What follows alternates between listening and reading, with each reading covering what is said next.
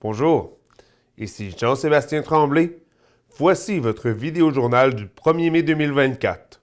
En manchette de cette semaine, meurtre d'une septuagénaire à Montmagny, une course de NASCAR prévue cet été, aux arts et spectacles, musique et solidarité avec Grégory Charles, sport, l'Everest perd la finale de la Coupe Napa.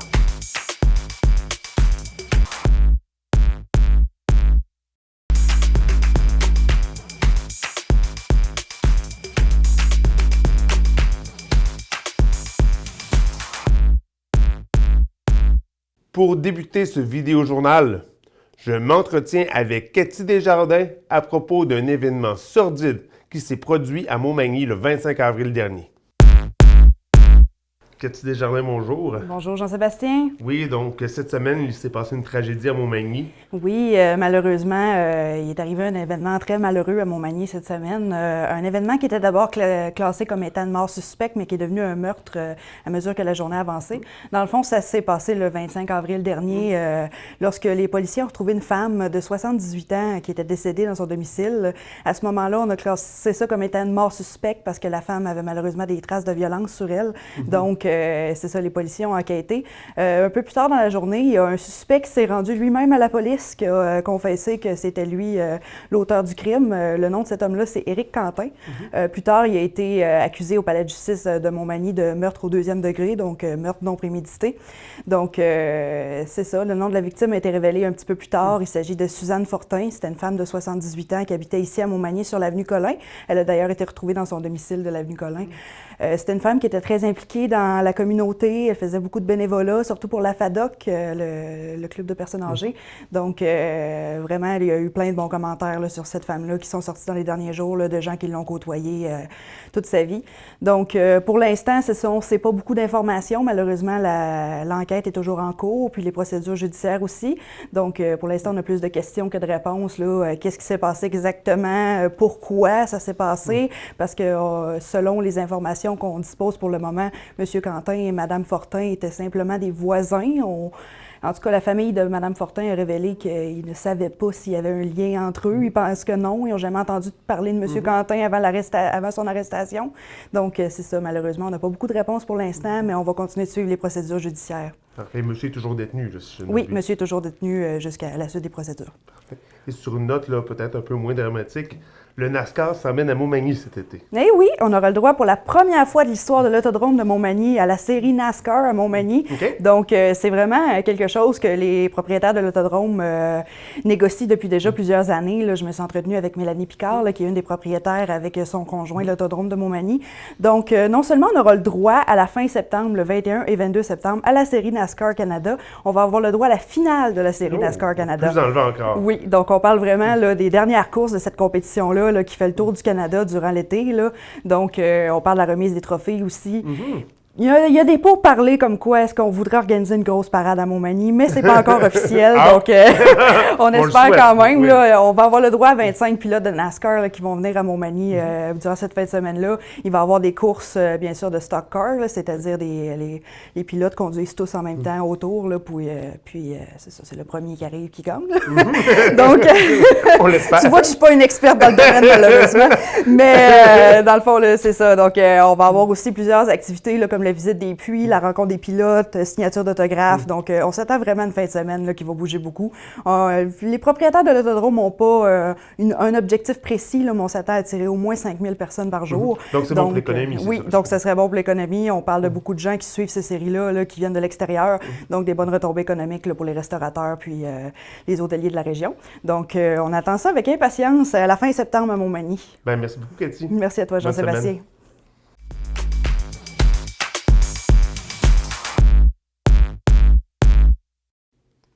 La formation des pompiers et des MRC de Montmagny et de Lillet est inégale à propos des interventions lors des incendies impliquant un véhicule électrique. À Saint-François-de-la-Rivière-du-Sud, aucun pompier n'est encore formé pour intervenir sur les incendies impliquant ce type de véhicule, mais des démarches sont entreprises pour remédier à cette lacune. Inversement, certaines municipalités comme Montmagny ont déjà formé leurs pompiers sur les techniques d'intervention liées aux incendies de véhicules électriques. Cette formation est axée sur la santé, la sécurité et les habiletés nécessaires pour intervenir efficacement. À Saint-Roch-des-Aunais, 50% des soldats du feu ont reçu la formation dispensée par l'École nationale des pompiers. Malgré la rareté des incendies de batteries lithium-ion, ils sont extrêmement difficiles à éteindre et très intenses. Ils nécessitent jusqu'à 3000 gallons d'eau. Le guide d'intervention d'urgence de Tesla recommande de laisser la batterie se consumer entièrement tout en protégeant les zones environnantes.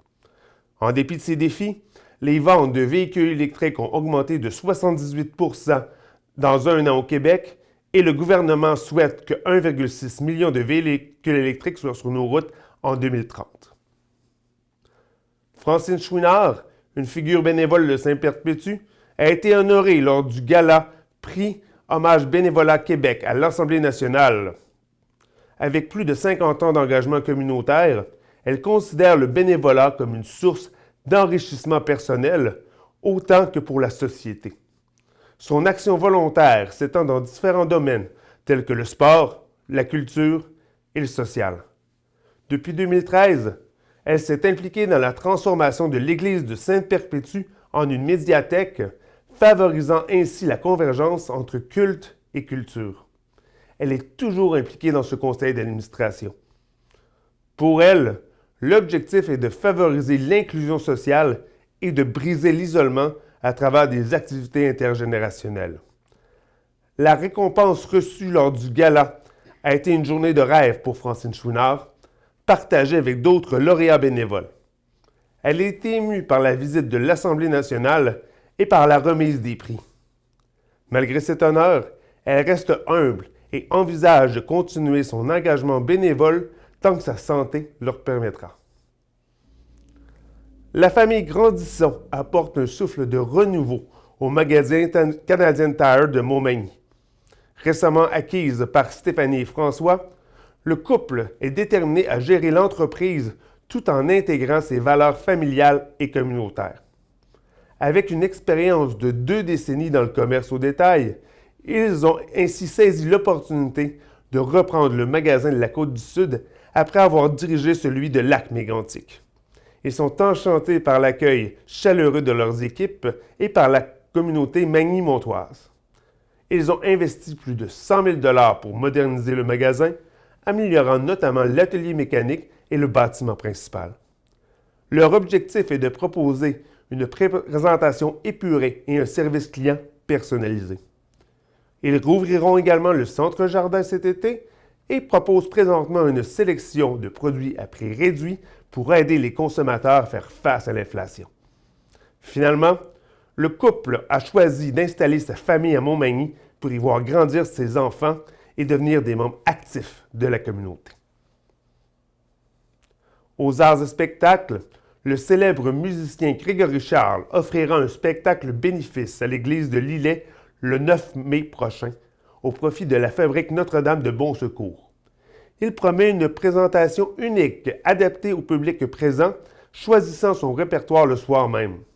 Pour lui, jouer dans une église revêt une signification particulière, mêlant l'architecture remarquable de ces lieux à une atmosphère presque mystique. Il souligne l'importance de préserver ces espaces culturels et se remémore ses débuts artistiques dans une église locale. L'événement, présidé par le député de la Côte-du-Sud Mathieu Rivet, vise à amasser 25 000 $ pour la fabrique.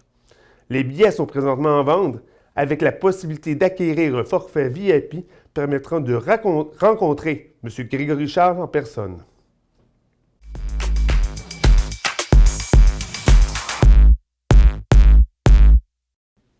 L'Everest de la Côte-du-Sud avait la chance de remporter la Coupe Napa lors d'un match à l'Aréna de Montmagny, mais le Collège français de Longueuil a contrecarré leurs espoirs avec une victoire de 4-1 devant une foule record de plus de 2122 fans.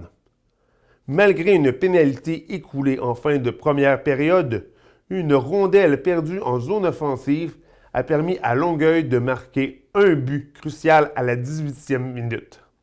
Gabriel Boissonneau a été la star des séries pour l'Everest, tandis que Mathis Lacroix-Goulet a brillé pour Longueuil. La suite du match a été marquée par un échange de buts entre les belligérants.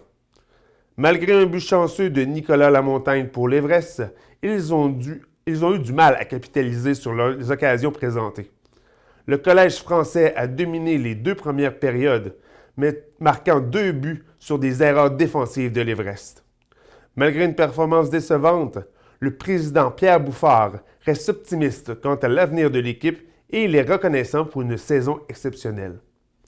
Malgré la défaite, l'Everest a réussi à attirer de grandes foules lors des matchs locaux, démontrant l'attrait du hockey dans la région. Bien que la Coupe Napa leur ait échappé cette fois-ci, Bouffard a confiance que la compétitivité future de l'équipe et espère poursuivre sur cette lancée la saison prochaine. C'est ce qui complète votre vidéo journal de la semaine. Pour plus d'informations, veuillez consulter le site web de Loi Blanche ou l'application mobile. Bonne semaine!